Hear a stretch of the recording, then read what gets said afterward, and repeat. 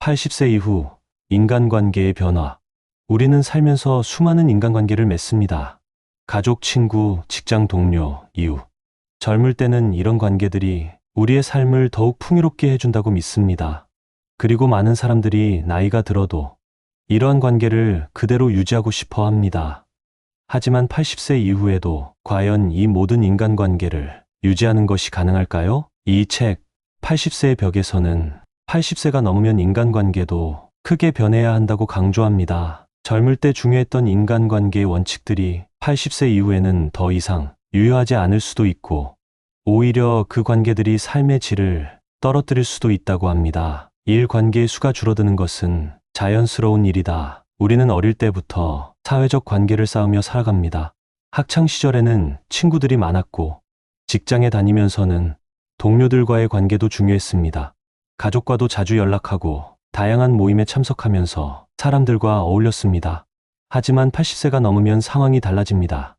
사람들과의 교류가 자연스럽게 줄어들게 되죠. 가장 큰 이유는 주변 사람들이 하나둘씩 사라진다는 점입니다. 친구들이 나이가 들면서 건강이 나빠지고 갑자기 연락이 끊기거나 심지어 세상을 떠나기도 합니다. 예전에는 함께했던 모임도 자연스럽게 없어지거나 참석하기 어려워집니다. 또한 자신의 건강 상태도 인간관계에 영향을 미칩니다. 80세 이후에는 이동이 쉽지 않고 장거리 이동이 피곤할 수 있습니다. 예전 같으면 가벼운 마음으로 외출하고 친구를 만나러 나갔겠지만, 이제는 만남 자체가 부담스러워질 수도 있습니다. 그렇다면 우리는 이런 변화를 어떻게 받아들여야 할까요? 이 책에서는 인간관계의 축소를 자연스럽게 받아들이라고 조언합니다. 예전처럼 많은 사람들과 관계를 유지하려 애쓰는 것이 아니라 필요한 사람들과의 관계만 유지하고 나머지는 자연스럽게 흘러가도록 놔두는 것이 더 현명하다는 것이죠. 이 의미 있는 관계만 유지하라. 인간관계가 줄어드는 것이 피할 수 없는 일이라면 남아있는 관계를 더욱 소중히 여기는 것이 중요합니다.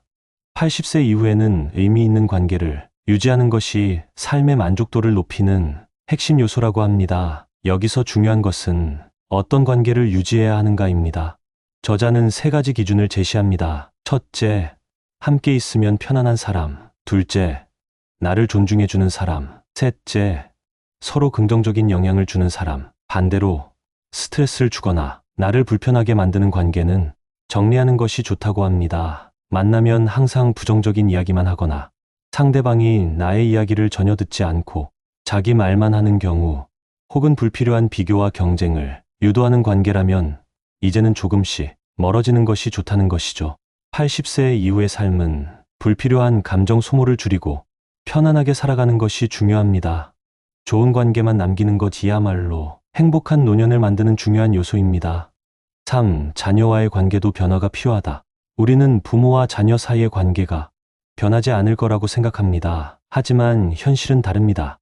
자녀들도 성장하면서 자신만의 삶을 꾸려가게 되고 부모와의 관계도 자연스럽게 변하게 됩니다. 많은 부모님들이 80세가 넘어서도 여전히 자녀들이 자신을 챙겨주길 바라죠. 하지만 자녀들도 바쁜 일상을 살아가고 있고 부모님과의 관계를 유지하는 것이 쉽지 않을 수도 있습니다. 이 책에서는 자녀와의 관계를 좀 더 유연하게 받아들이는 것이 중요하다고 말합니다. 자녀가 나를 자주 찾아오지 않는다고 섭섭해하거나 모든 기대를 자녀에게 걸기보다는 자녀가 부담을 느끼지 않도록 관계의 균형을 맞추는 것이 중요합니다.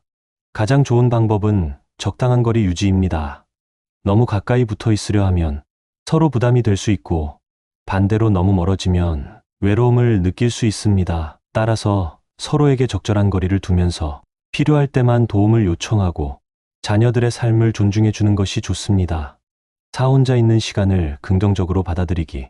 인간관계가 줄어들면서 많은 사람들이 외로움을 두려워합니다. 하지만 이 책에서는 혼자 있는 시간을 긍정적으로 받아들여야 한다고 강조합니다. 80세 이후에는 오히려 혼자만의 시간이 필요할 수도 있습니다. 책을 읽거나 음악을 듣는 시간을 즐길 수 있고, 정원을 가꾸거나 가벼운 운동을 하며 시간을 보낼 수도 있으며, 글을 쓰거나 새로운 취미를 찾을 수도 있습니다. 혼자 있는 시간이 외로운 것이 아니라 자신을 더 깊이 이해하는 시간이 될 수도 있다는 것이죠.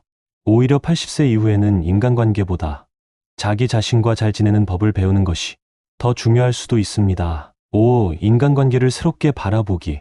80세 이후의 인간관계는 젊었을 때와 다를 수밖에 없습니다. 이제는 많은 사람들과 교류하기보다는 나에게 진짜 의미 있는 사람들과 관계를 유지하는 것이 더 중요합니다. 저자는 이렇게 말합니다. 인간관계를 억지로 붙잡으려 하지 마세요. 자연스럽게 흘러가도록 두고 당신이 편안한 관계를 유지하세요. 80세 이후의 삶은 새로운 시작입니다. 젊을 때처럼 활발한 인간관계를 유지하려 하기보다는 나에게 행복과 평안을 주는 관계를 선택하는 것이 중요합니다.